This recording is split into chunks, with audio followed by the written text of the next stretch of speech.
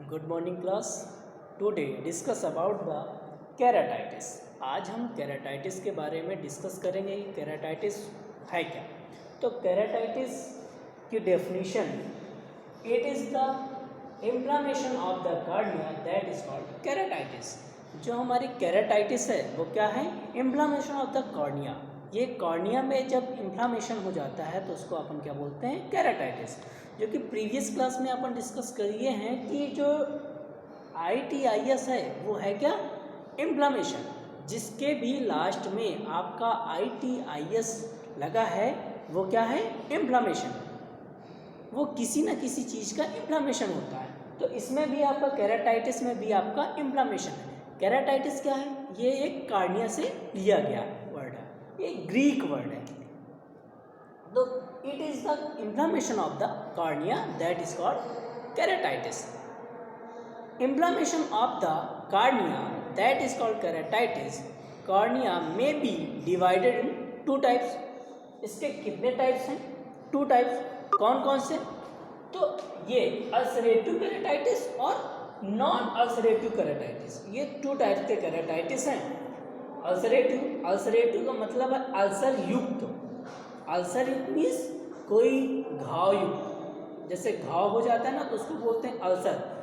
ये medical term है ulcer, तो इसको है अल्सरेटिव केराटाइटिस। तो मतलब अल्सर युक्त केराटाइटिस, अल्सर युक्त इन्फ्लामेशन, अल्सर युक्त घाव युक्त संक्रमण, उसको बोलते हैं केराटाइटिस, अल्सरेटिव केराटाइटिस। दूसरा है non ulcerative keratitis. Non means नहीं, अल्सरेटिव मीन्स अल्सर, तो जिसमें अल्सर नहीं होता वो भी केराटाइटिस। तो इसमें टू टाइप से केराटाइटिस है, एक है अल्सरेटिव केराटाइटिस, दूसरा है नॉन अल्सरेटिव केराटाइटिस। ये तो हमारे टाइप्स की बात है। अब बात करते हैं कॉजेज ऑफ कॉर्नियल अल्सरेशन।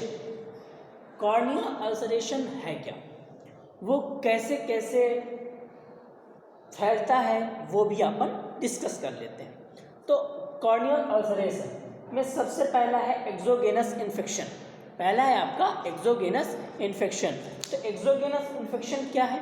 तो सबसे पहले आप ये समझिए कि एक्सोगेनस एक्सो का मीन्स क्या होता है? तो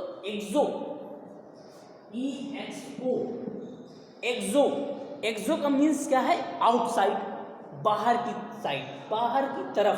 तो ये है आउटसाइड। इनको आप ध्यान दीजिएगा।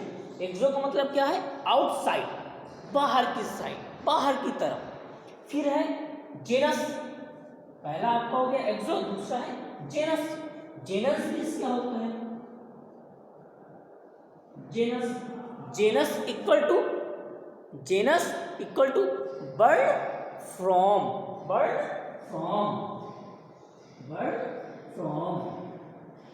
मीन्स जन्म के समय। तो आउटसाइड जन्म के समय मीन्स बाहर की साइड और जन्म के समय। तो ये आपका दो है एक्सोगेनस। तो ये जो है आपका एक्सोगेनस, एक्सोगेनस, ये आपका क्या है? बाहर की साइड हो गया। तो इसमें क्या है कि जो हमारा इन्वायरमेंट होता है, मतलब पर्यावरण के थ्रू हमारी बॉडी में कोई इन्फेक्शन फैलता है या हमारी कार्डिया में कोई इन्फेक्शन फैलता है, उसको बोलते हैं एक्सोगेनस। उसको क्या बोलते हैं? एक्सोगेनस। अब इंडोजेनस क्या है? इंडोजेनस इन्फेक्शन क्या है सर?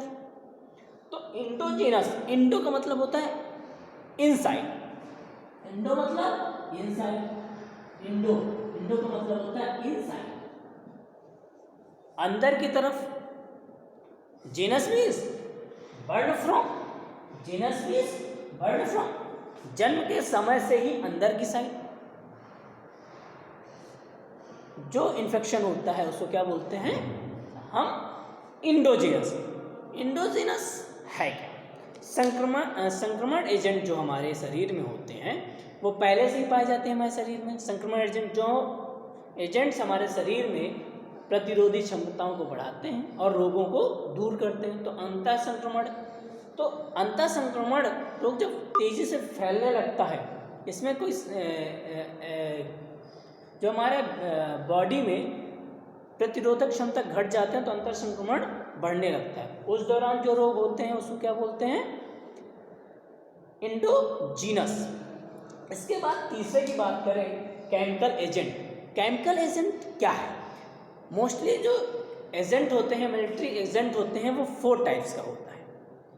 4 टाइप्स में कौन कौन सा? एक है पहला आपका केमिकल एजेंट, दूसरा है आपका ब्लिस्टर।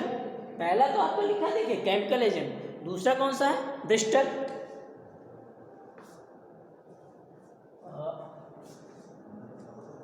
ब्लिस्टर ये भी आपका एक प्रकार का एजेंट ही है।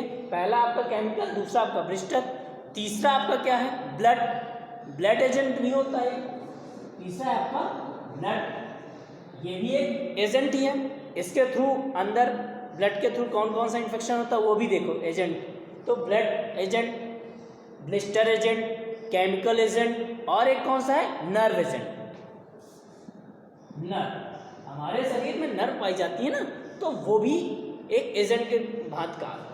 तो आपका chemical agent, nerve agent, blood agent और ब्लिस्टर एजेंट, ये आपके 4 टाइप्स के एजेंट होते हैं।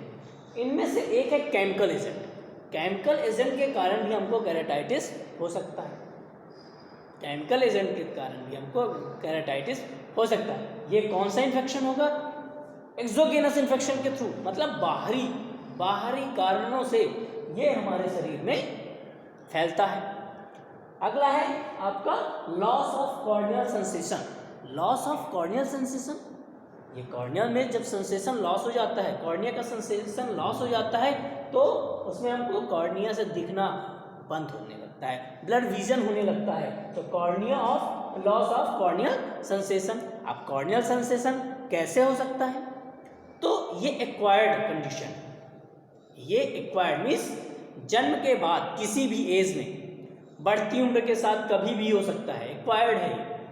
तो आपका ये कौन सा कंडीशन है? एक्वायर्ड, बढ़ती उम्र के साथ किसी भी उम्र में, चाहे वो अर्ली एज हो, एडल्ट हो, है ना, तो ये किसी भी ओल्ड एज हो, कुछ भी। तो इसमें क्या है? बढ़ती उम्र के साथ ये इन्फेक्शन होता है, ये बढ़ती उम्र का एक कॉजेज है। ये ऐसे आप याद करिए। इसमें और क्या हो सकता है? कॉर्नियल सेंसेशन और किस माध्यम से हो सकता है? तो आपका इंजरी के माध्यम से, इंजरी के माध्यम से भी आपका केमिकल सेंसेशन हो सकता है, सॉरी कॉर्नियल सेंसेशन लॉस हो सकती है। ट्रॉमा के कारण भी कॉर्नियल सेंसेशन आपकी लॉस हो सकती है। आपके यहाँ पे ट्रॉमा, इंजरी मैंने बोला, तो इंजरी में कौन सी injury? Chemical injury. Chemical injury कारण भी आपका सेंसेशन लॉस हो सकता है। कल बढ़ गया, कलनेस बढ़ गया, तो उसके कारण भी केमिकल इंजरी हो जाती है। तो उस दौरान भी हमको कॉर्नियल सेंसेशन लॉस हो सकता है। तो आपका पहला हो गया ट्रॉमा, दूसरा हो गया इंजरी, तीसरा आपका क्या हो सकता है? Absent of corneal sensation, cornea में सेंसेशन लॉस ही हो, तो उस कारण भी हो सकता है ना। अब वायरल इन्फेक्शन वायरल इन्फेक्शन के कारण भी हमारा कॉर्नियल की सेंसेशन लॉस होती है। वायरल इन्फेक्शन में क्या क्या आ सकता है?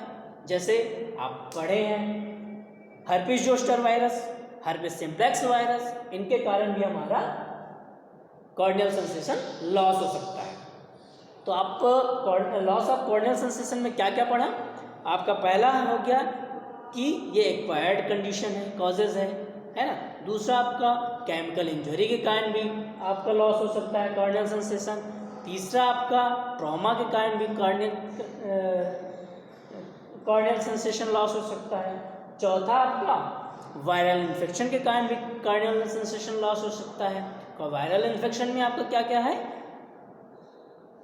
हर्पिस जोस्टर और दूसरा आपका हर्पिस सिम्प्लेक्स, ये 2 वायरस हैं।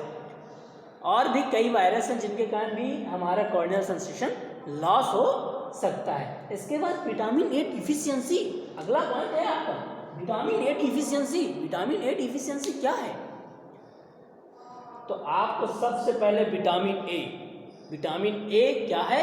हमारा एक विटामिन है जिससे हमको शरीर में न्यूट्रिशन प्रदान होता है, पोषक तत्व प्रदान होते हैं, ये एक प्रकार का डाइट होता है। तो विटामिन ए की कमी से सबसे बड़ा रोग क्या है? आँख का ब्लाइंडनेस, अंधापन। आपको विटामिन ए की कमी है तो सबसे पहले तो आपका ब्लाइंडनेस हो जाएगी। तो विटामिन ए की कमी के कारण आपको क्या होगा? अंधापन आएगा, ब्लाइंडनेस होगी। तो ये है आपका विटामिन ए के कॉजेस। अब हमारा इंडिया में पर ईयर कितने केसेस हो सकते हैं? तो 100,000 केसेस पर ईयर हमारे भारत में आते हैं।